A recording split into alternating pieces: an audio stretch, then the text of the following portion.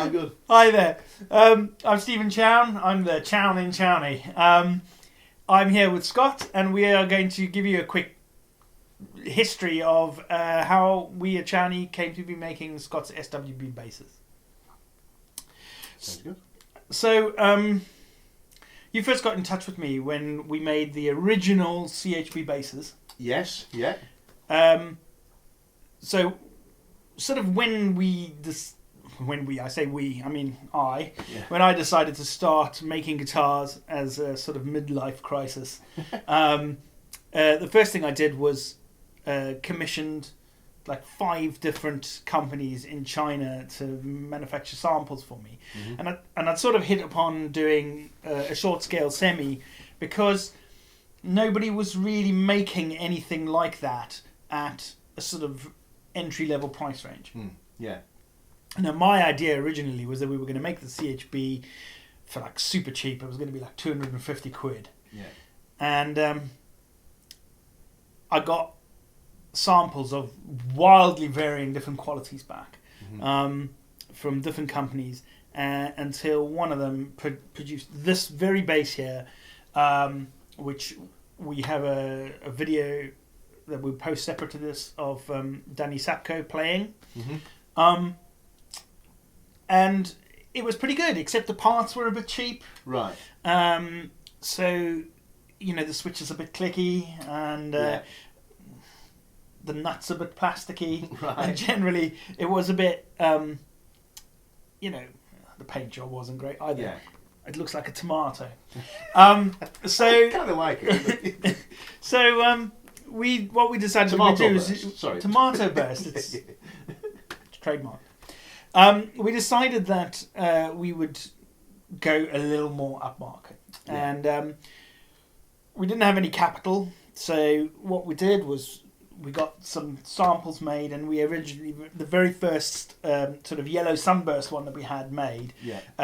I got my bass teacher actually to film the videos. We filmed some videos and we put it out on Facebook, and generally until we got enough interest that we could convince people to pre-order them. Yeah, I remember the video. Yeah. Actually, I didn't know he was your bass teacher. Oh, that's Ted. Yeah, right. he was my bass teacher. Shout out to Ted. Yeah, he's about half my age. So we got, I think in the first run there was about 12. Yeah. Of which your green bass, which you've now sadly sold. Sadly, yeah. Was one of them. We had those made, and with the pre-orders we managed to sort of get our starting costs made, and then we just kept ploughing profits back into guitars until we were like a guitar company. Yeah. You bought one of those to play with the animals. I did. I mean, I kind of followed closely your progress. I didn't know who you were or who Chowny the company was or anything, but I did.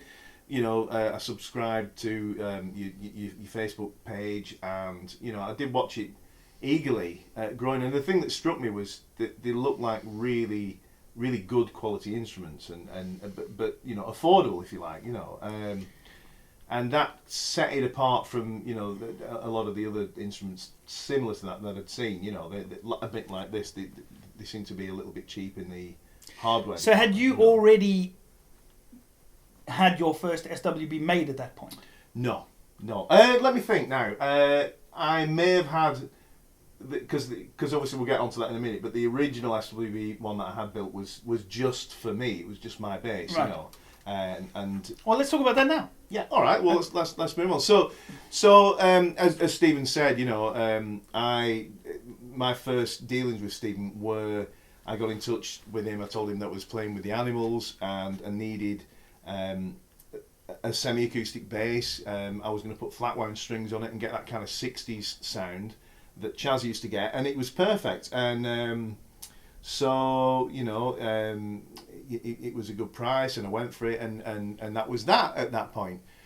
Kind of in the meantime, obviously I was playing with the animals, but me just kind of personally, when I'm doing my own solo stuff and things like that, I'm into quite into various styles of playing, tapping and slapping and playing with a pick, and and I really loved the whole feel of the short scale thing. You know, just loved it to bits, but couldn't find an off the peg instrument unless you'd kind of paid like thousands and had one, you know, made in America. I won't mention any names, but there was nothing kind of off the peg for me that was short scale, but did what I wanted a bass to do. You know, they all sounded maybe a little too 60s or quirky or whatever. And I don't think, to my knowledge, there was a single active short scale bass out there that I was aware of. Again, I'm talking off the peg kind of thing. And in the end, it's kind of a long story, but in the end, I developed my own design of short scale bass, which is essentially what you see here, the SWB-1. And it kind of started by I was using another manufacturer's instrument that was short scale, but it was kind of like. Apologise to me. we welcome all bass brands. Of course we do. Yeah. Even as long as we begin with C and end in Y, of course. Yeah, that's us. That's all. So anyway, but this bass, it was brilliant, except it was pretty much a kid's bass. It looked really small, and so I kind of approached this manufacturer and said, look, I've got this design. I think, you know, if you went with it, you'd have the best. So you were willing to just, at that point, you were just giving them your design so that someone would make just it? So that somebody would make it, pretty much, yeah. You know, and which in hindsight, you know, was probably a bit silly, but there you go. You didn't do that. I didn't do that. And what happened was, in the end, I decided to have one hand built. Unlike Stephen, it was never a kind of a business move, if you like. It wasn't something that I didn't set out to be a bass manufacturer or anything that. He did. I just wanted this thing for me. So I had it hand built in the UK by a chap called Brian Eastwood. And, you know, we're talking... Shout out to Brian. Shout out to Brian. And he made a wonderful job. And it's, you know, the thing is totally handmade. It cost me like £2,500. And it's a beautiful instrument. It's not with me today. It should have been really, but there we go. Maybe we should have. We should. So basically what happened was Scott rang me up and said, I know this is a bit cheeky. Yeah. But I've got this design for a bass and I really want to get it made, and I was wondering if you could put me in touch with your bass suppliers. Well, can I just put one little bit of extra information in there, and that is that just quickly going back to this, it was just for me thing. Yeah. You know, I started using the bass in my YouTube channel. Yeah. You know, on my YouTube channel, I can't speak, in the videos, and this is where the interest came from. People looked at it and said, "Wait a minute, that's the bass I've always been looking for." You know, and okay, so you already knew that people were looking. Exactly, and to the point where I thought I've got to do something about this, right, just to cater to this need. Is that what prompted you to get in touch? It is, yeah. Actually, you might have emailed me and I might have rung you back. You did. That's exactly what. Because happened. I hate like talking to people about email and text. I always ring people. So I sort of thought about it and I thought, you know what? At the end of the day, it didn't compete with what we were making. No. And I thought, you know, I'll put you in touch with the factory. Yeah. You know, it's no skin off my nose. So you started making them, and it was slightly different. It had a different bridge. We should have bought one with. Yeah, it was. You could call it like the Mark 1. It was. Yeah, it didn't have the contoured neck heel. Pre-Chowny edition. Pre-Chowny, yeah. But it was sort of a square. It was, yeah. Back as square. well. That's right. Yeah. What else did we change? There were the quality. The quality. Yeah. I mean, the tuners on the ones that I did. They worked, but people said they were a little stiff, or they had a little play in them, so we kind of improved them. We went with a better nut. So you started manufacturing them, and because we were using the same factory, we were shipping together our orders, and then once every like 3 months, Scott would make a pilgrimage down from Burnley to Bristol to fetch his guitars. That's right. And we sort of became quite good friends. Yeah. And eventually, you moved from the Animals to Big Country, which is kind of what prompted the move of the stuff from you to pretty much. Us. Yeah.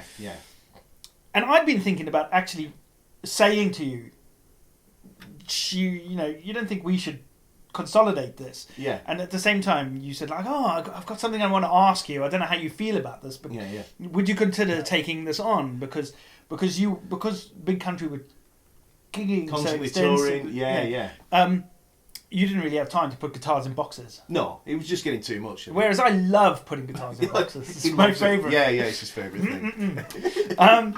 So we kind of worked out a deal between us, which we won't tell you about. I get to make the teas. It's all right. You get to play the basses. Yeah, that's what I actually get to do. Okay. So we started off with what we have here, which is the SWB-1. Yeah. At the time, we took the opportunity to move production from China to India. Yeah.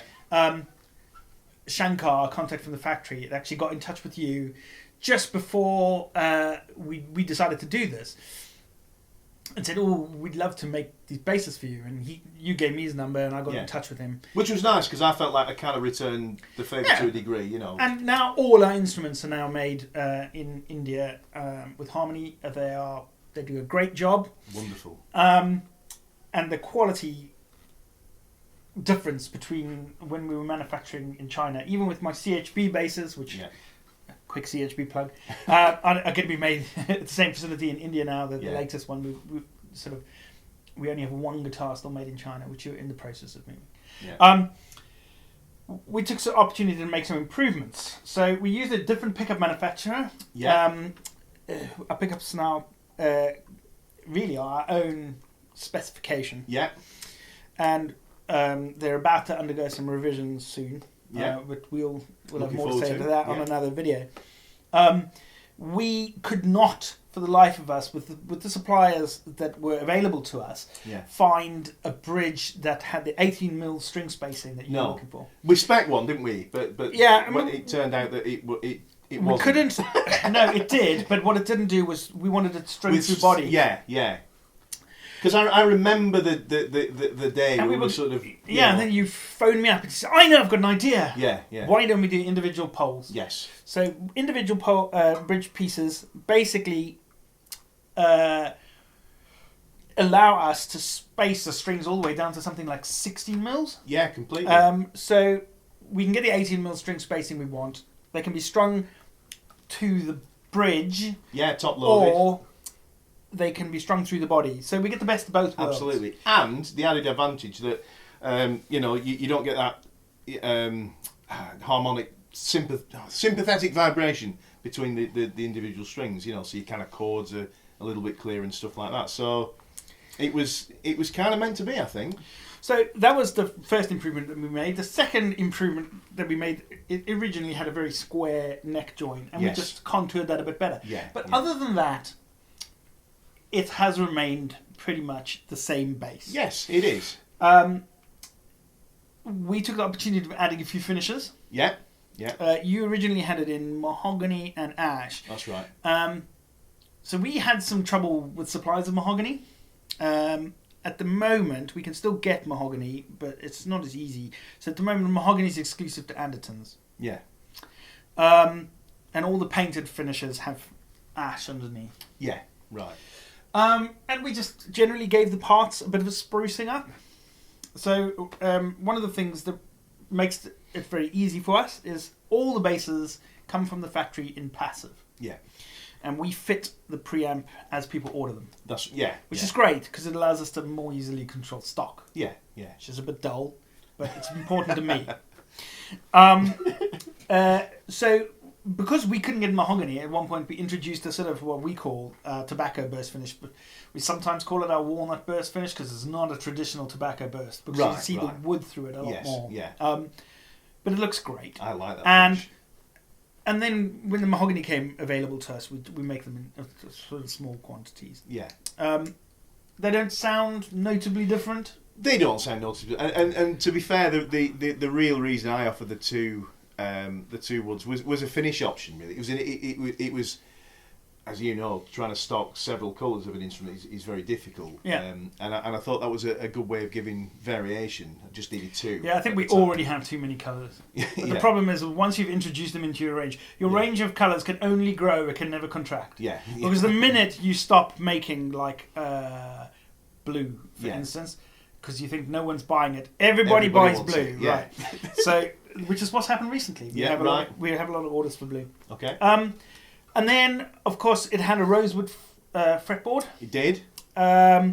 So when the changes to the CITES with rosewood going on to Appendix 2, we were going to have a lot of trouble getting rosewood in. So we were in the middle of a manufacturing run because the amount of lead time that they gave us was very short. Yeah.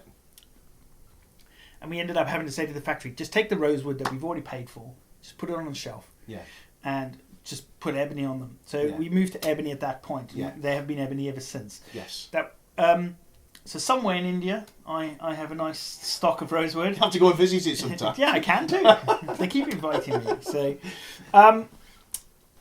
and then that was it pretty much for a good long while. We started putting them out. They have serial numbers beginning with S, Yeah. and if you look at the bridge, you can tell whether you have one of Scott's original ones or you have one of ours. Yeah. How many did you make? I think it clocked up to about 140. It was a It's fair quite a amount. lot. It was Wow. quite a lot. Yeah, it was. You I think know. we've made more SWBs than that by now. Right. Yeah. Okay. Yeah. So I feel like I'm winning. You win. Yeah. No, I mean, just just to say on these new Chowny ones, the Indian ones. I think I've said this many times, but I couldn't be happier with the quality. You just pick them up and they just kind of ooze quality, don't they? I mean, they really do. It really, really pleasing. Well, especially We would say this, but really, I'm so pleased. Yeah, by our basis. So what I'd been toying with the idea of doing like a pro spec version. We were always very hesitant to go into that price range where we were competing with other larger manufacturers. Yeah. We were quite comfortable down in the £495, £400 price range. Yeah, because just to add, that is something that was and has always been important to, I think, both of us, that that we do provide instruments that are really good quality, but affordable as well. So like you said, this was a bit of a what's what I'm looking for, a departure, wasn't it, from that? Yeah. But we decided that Scott has always been a big fan of EMGs. He goes on about them quite a bit. We decided that we wanted to do a version, and I floated it by Mark from Base Direct, and said, look, if we produced an 850 odd pound SWB with branded parts, do you think you could sell it? And he said, it's certainly more niche. Yeah. But he'd always been adamant that there was going to be a resurgence short scale, right back from when I very first phoned him up to try and flog him CHPs. Right. He said, yep, short scale, semi, we could sell those. Yeah. Short scale's going to make a big comeback. Yeah. And to his credit, shout out to Mark, he was right. If you want to try an SWB, Base Direct in Leamington, go there. He was very supportive. So we thought, fine, what can we do to make it a better base? And the finish was the first thing that came to mind. Yeah. We wanted to have the glossy neck is quite glossy. Yeah. And we'd had a lot of comments from people. I say a lot of comments when we did shows like the Manson's Guitar Show or the London Bass Guitar Show. The kind of places where we were interacting with members of the public coming to play. Quite a few people said, "Oh, the neck's a bit sticky." Yeah. Which it's not, but we thought it's a gloss neck. It is a gloss neck. But some people, they prefer something a little more. So we thought, okay, fine, we'll do like a satin neck, and I wanted to do a 5-piece neck. Yeah. Should I? You can turn around.